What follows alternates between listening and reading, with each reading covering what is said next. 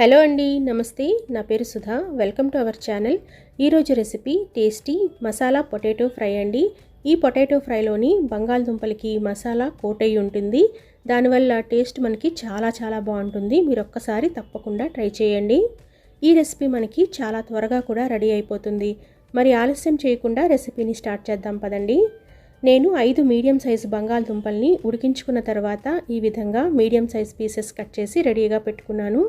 బంగాళదుంపల్ని మరీ చిన్నవి కాకుండా పెద్దవి కాకుండా మీడియం సైజ్ పీసెస్ కట్ చేసుకోండి.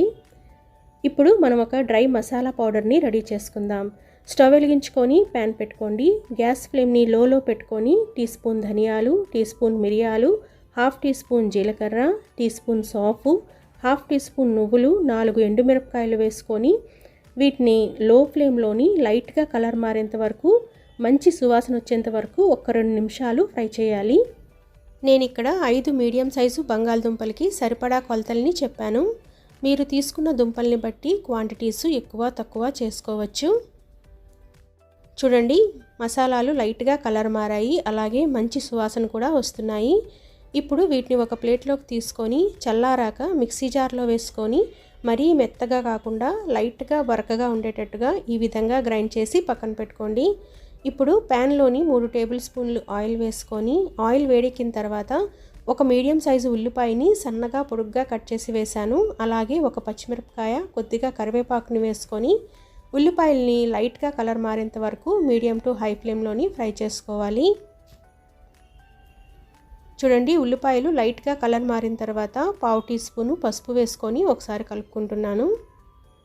కలుపుకున్న తర్వాత ఉడికించుకున్న బంగాళదుంప ముక్కల్ని అలాగే రుచికి సరిపడా సాల్ట్ని కూడా వేసుకొని ఒకసారి కలుపుకుందాం.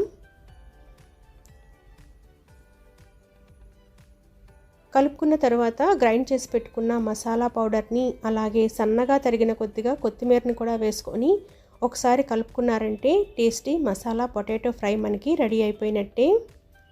నేను చూపించిన మసాలా పౌడర్ని మీరు ఎక్కువ క్వాంటిటీలో కూడా రెడీ చేసుకొని స్టోర్ చేసుకోవచ్చండి. దొండకాయ ఫ్రై, వంకాయ ఫ్రై అలాంటి ఫ్రైస్ ఏమైనా చేసుకునేటప్పుడు మీరు ఈ పౌడర్ని యూస్ చేస్తే టేస్ట్ చాలా బాగుంటుంది.